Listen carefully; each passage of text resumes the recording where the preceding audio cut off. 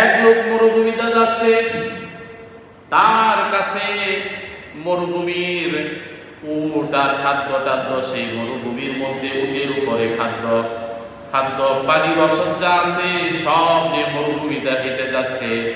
হঠাৎ করে মরুভূমির মধ্যে একটা গাছ পাইলেন, বলে একটু রেস্ট নেই, জিরিয়ে নেই, একটু রেস্ট নেই। মরুভূমিতে গাছ পাওয়া যায় সচরাচর, একটা পাইছে। এখন মরুভূমির নিচে শুয়ে পড়ছে, ঘুম ধরে গেছে।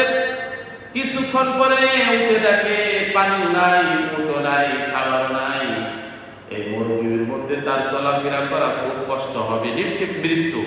মরুভূমির মধ্যে, সারা মরুভূমি, এটা কি ছোট ছোট মরুভূমি, পায়ে হেঁটে পার হওয়া যাবে? কল্পনাই করা যায় না। এবার চতুর্দিকে খুঁজতে লাগলেন, খুঁজতে খুঁজতে কোথাও পেলেন না, উটও পেলেন না, পানিও পেলেন না, খাবারও পেলেন না। মানুষটা মনে করলো নিশ্চিত আবার মৃত্যু। এই বলে গাছের নিচে আবার মৃত্যুটা নিশ্চিত জেনে শুয়ে পড়েছে। শুয়ে থেকে কিছুক্ষণ পরে আবার সজাগ হয়ে দেখে তার উটটা আবার ফিরে এসেছে। সুবহানাল্লাহ! তার উটটা কি ফিরে এসেছে। খুশির ছুটে কি বলছে? কয়, আল্লাহ আনতা আব্দি আনা রব্বুক, আল্লাহ তুমি আমার বান্দা, আমি তোমার রব। চিন্তা করছেন?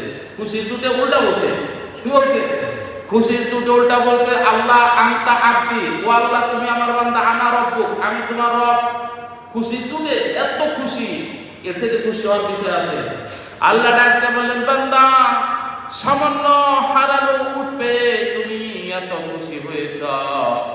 একজন মানুষ যদি ইসলামের পথ থেকে অন্য রাস্তায় যায়, অন্য রাস্তার থেকে যখন কালিমা পড়ে ইসলামের রাস্তায় ফিরে আসে, তুমি উট পেয়ে যতটুকু খুশি হয়েছ, তার চাইতেও 1000 গুণ বেশি খুশি হয়ে যায় আমি আল্লাহ। সুবহানাল্লাহ!